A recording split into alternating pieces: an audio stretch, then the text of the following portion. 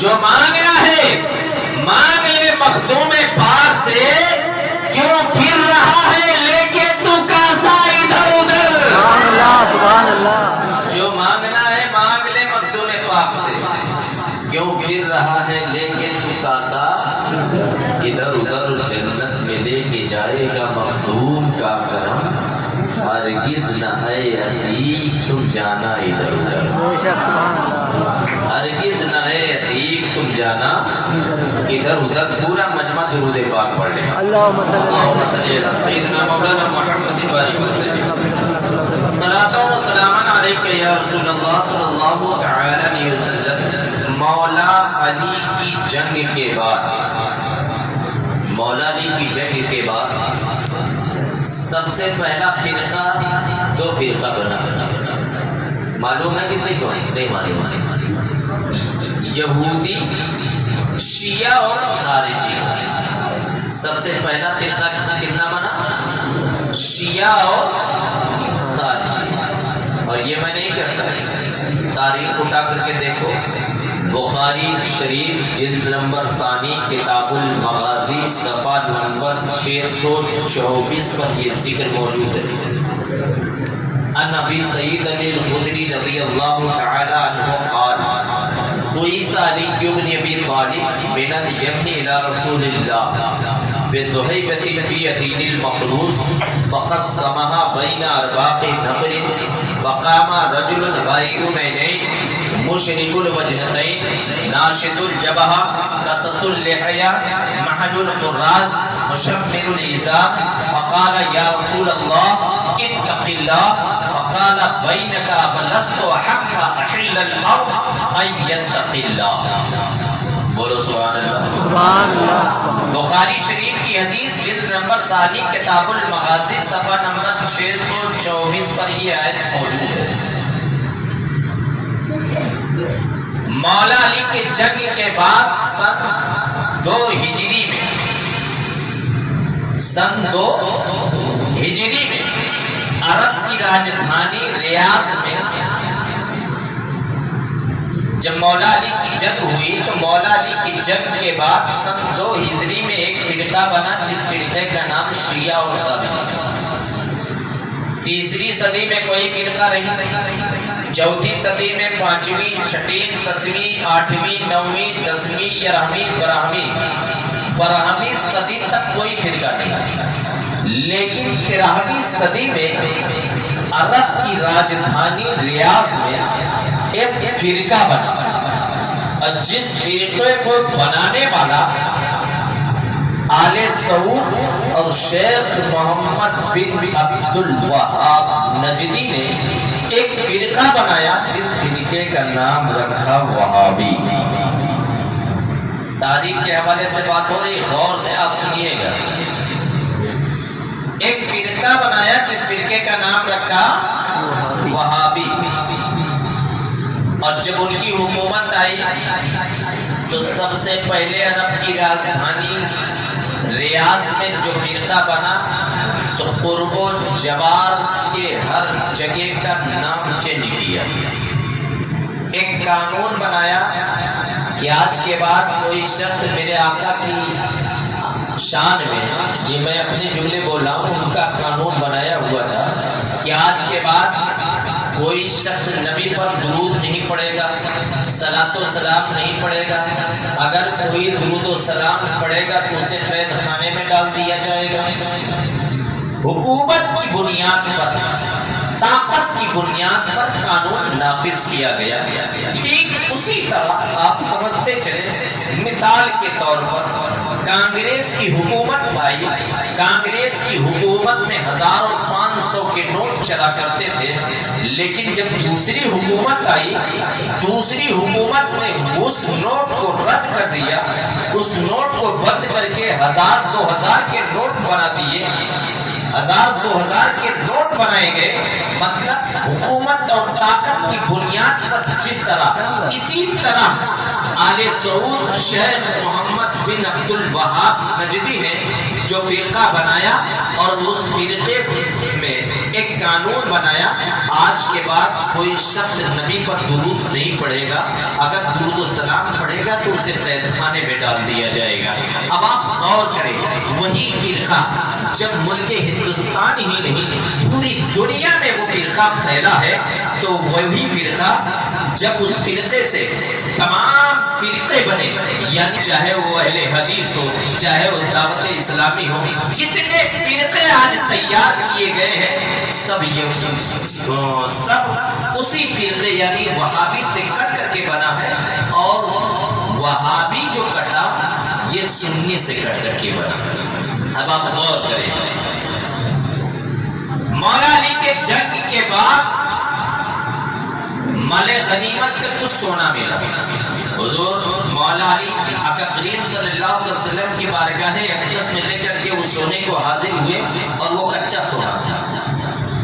کچا سونا جب مولا علی لے کر کے میرے آقا کی بارگاہ میں حاضر خدمت ہوئی، یا رسول اللہ یہ کچا سونا مال غنیمت سے ملا ہوا ہے، یا آپ قبول فرما لیں۔ میرے آقا نے اس سونے کو لیا اور لے کر کے چند صحابیوں کو بلایا، فلاں صحابی ادھر آؤ، فلاں صحابی ادھر آؤ، فلاں صحابی ادھر آؤ، اور اس کچا سونا کو ان صحابیوں میں تقسیم کر دیا۔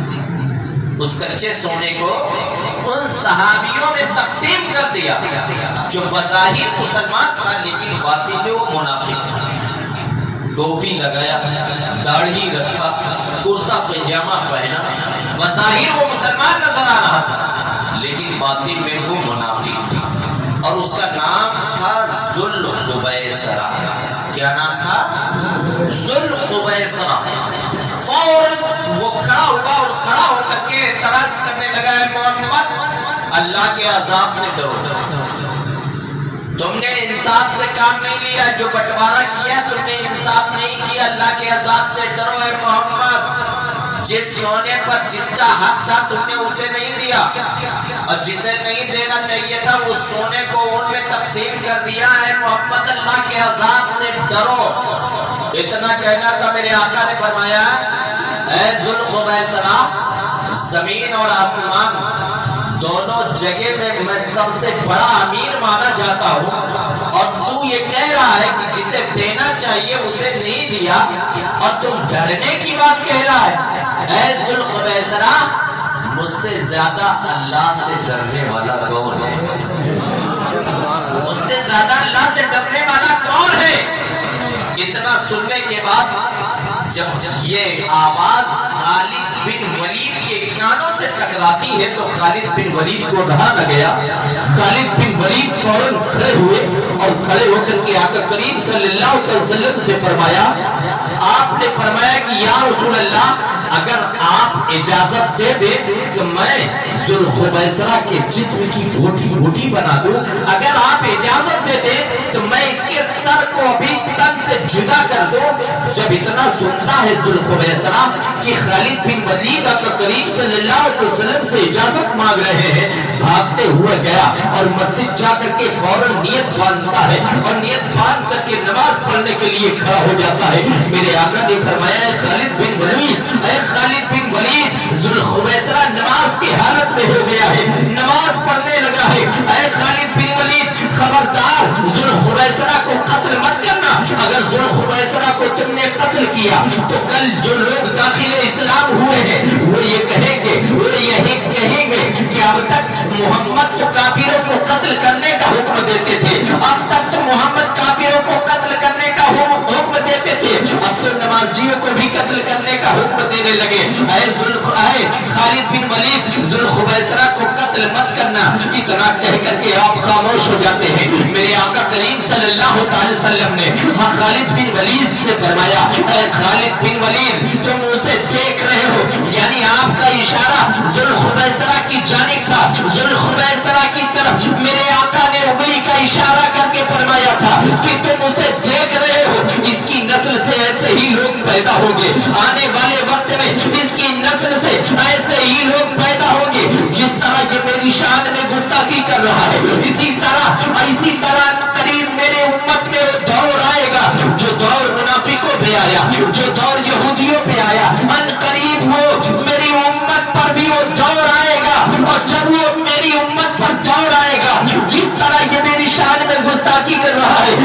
नस्ल से जो पैदा होंगे कभी अहले बैत की शान में गुस्ताखी करेंगे, कभी सहाबा की शान में गुस्ताखी करेंगे, कभी ताबई के शान में गुस्ताखी करेंगे, कभी तबे ताबई की शान में गुस्ताखी करेंगे, कभी शोता के शान में गुस्ताखी करेंगे। अब गौर करने का मकाम ये है, मेरे आका ने तो उस जुल्खुबैसरा की तरफ इशारा करके फरमाया था कि इसकी नस्ल से ऐसे ही लोग पैदा होंगे, और ये जिस तरह मेरी गुस्ताखी कर रहा है, मेरे गुस्ताखी कर रहा है, इसकी नस्ल से जो लोग पैदा होंगे वो भी इसी तरह गुस्ताखी करेंगे। कुरान तो बहुत खूबसूरत पढ़ेंगे, लेकिन वो कुरान उनके गले के नीचे नहीं उतरेगा। हज़रत अबू सईद खुदरी इस हदीस को नकल करते हैं, आप फरमाते हैं कि मेरे आका ने जिस जुल्खुबैसरा की तरफ इशारा करके, उंगली का इशारा करके फरमाया था, आपने जिस जुल्खुबैसरा की तरफ उंगली का इशारा करके फरमाया था, उसका पहनावा कैसा था,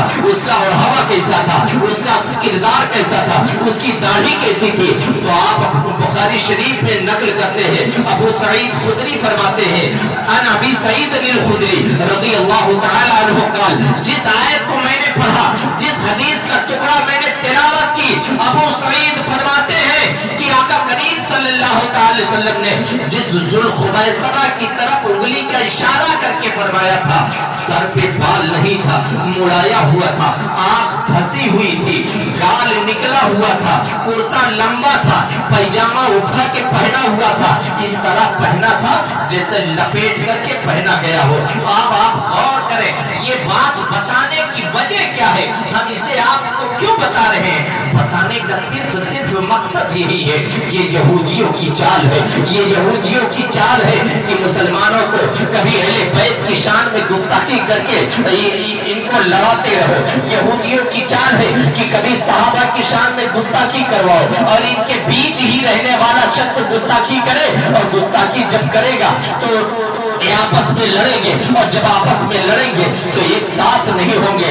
यकीन मानो, आका करीम सल्लल्लाहु अलैहि वसल्लम ने जो दुनिया के जितने बेशकीमती खजाने दिए हैं वो मुसलमानों के इलाके में दिए हैं। पेट्रोल मुसलमानों के इलाके में, हीरे जवाहरात मुसलमानों के इलाके में, सोने का पहाड़ मुसलमानों के इलाके में, डीजल मुसलमानों के इलाके में, जितने कीमती खजाने हैं अल्लाह रब्बुल इज्जत ने मुसलमानों को अता किया है। यही वजह है कि यहूदियों की चाल है कि मुसलमान को लड़ाते रहो, अहले बैत की शान में गुस्ताखियां करवाते रहो, सहाबा की शान में गुस्ताखियां करवाते रहो, तबे ताबईन की शान में गुस्ताखियां कराते रहो, औलिया अल्लाह की शान में गुस्ताखियां कराते रहो, नबी की शान में गुस्ताखियां कराते रहो। और जब ये गुस्ताखियां करते रहेंगे तो ये आपस में लड़ते रहेंगे, और जब ये आपस में लड़ते रहेंगे